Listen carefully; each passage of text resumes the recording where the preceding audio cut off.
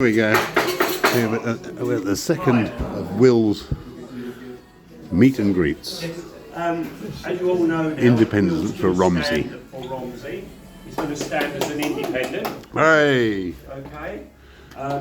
He's had a few run-ins with the opposition at the moment, and it's going really well. I enjoyed that. He's out most days canvassing, but he's having these open sessions so that people can come, first of all, to see who he is, and also asking them questions that might be relevant to them. Yeah. And I always say, you know, what can you do for Romsey? Yeah. So, over to Will Bannell. Hello. Your independent. Evening, Will. Yeah,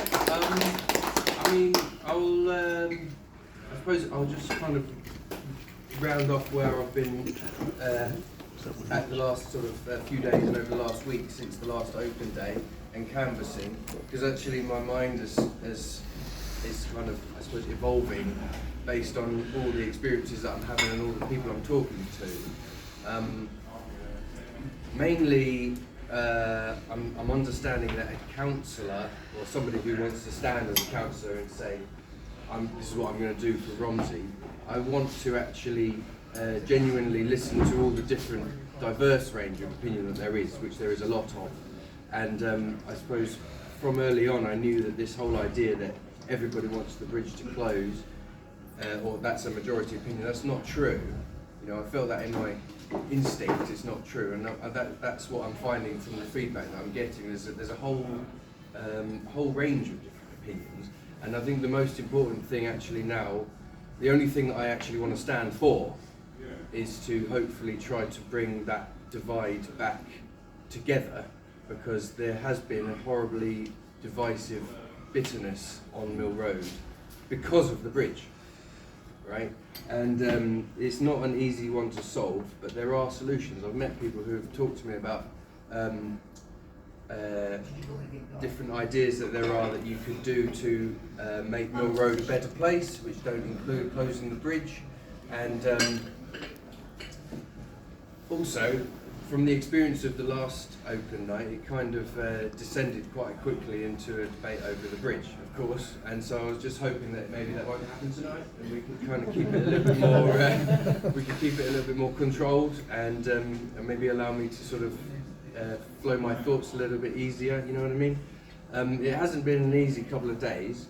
It's really enjoyable, knocking on doors, I have to say, but I'm getting a lot of flack at the same time from the the other side, as it were.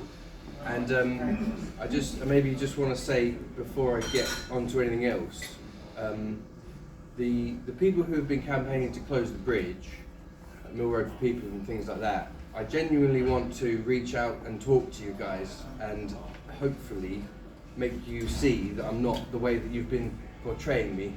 You know, I get called all kinds of things, like they say that I'm stirring up division or spreading lies and misinformation, all that stuff. I'm not. And actually what I recognise is that a divided community really needs to lower their defences and stop with that combative sort of, factionalistic divisiveness, because otherwise nothing's going to happen, is it? I don't want to be a candidate who will just come in very strongly on the opposite side, you see, because actually that's what's upset so many people. Look, the way that things have gone so far on Mill Road with the bridge has been one-sided and unfair, and people feeling dejected and not listened to because of that. And I don't want to just come in and make the divisiveness on the other way. You see what I mean? So being part of this what do you call it? Judicial review has obviously thrown a huge spanner in the works of the council.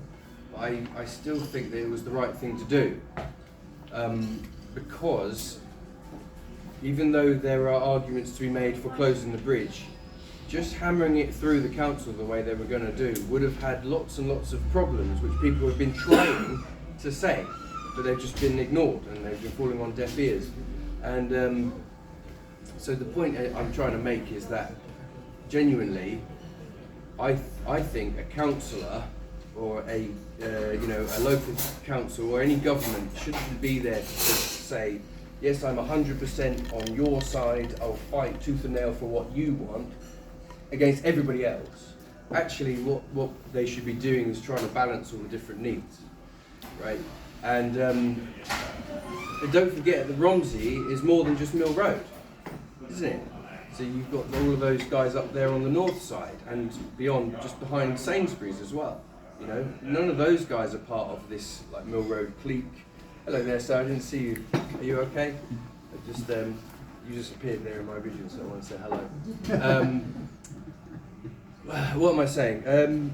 Yeah, so I've been kind of like refine my message, as it were.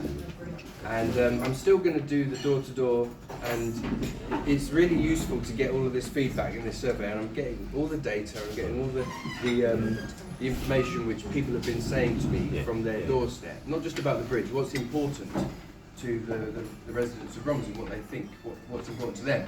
And I am creating a sort of survey report, and that's open for everybody. I want everybody can benefit from that, and even the Labour Party and whoever else. That's information which has come from the people, and I'm collecting it, and I want people to acknowledge it and understand it. Well, yeah. Before you move on from the bridge, can you just tell us where it is at the moment? It's just down the road there.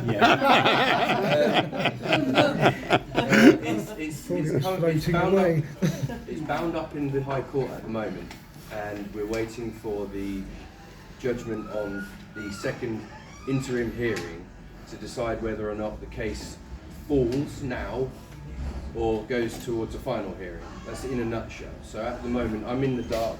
We don't know anything at the moment, do we? It's taken a lot longer to receive a judgment back, but it's pending pretty much. Does that answer your question? And I just think that while it's still open, and now we're in this political election period, this is the reason why I decided to stand, is because I thought, well, let's have another chance to bring that out in the open and have a conversation about it.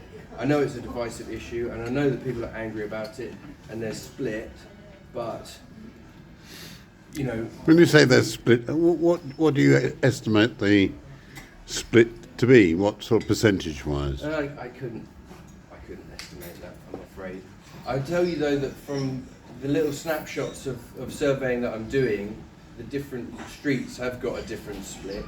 So when I was up on Coldham's Lane, there was one person in favour of the bridge closing and about 40 against. Yeah.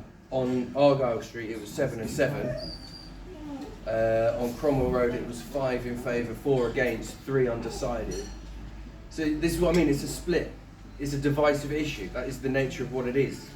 And you know, I think if you want to get to the root cause of something and understand why has this community become split this way, what's the cause? The cause is the bridge.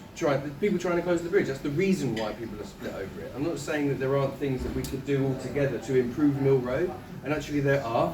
From the conversations that I've had, there are lots of other ways, and you could. All right, well, let me just go backwards. I don't want to start, preaching, as it were.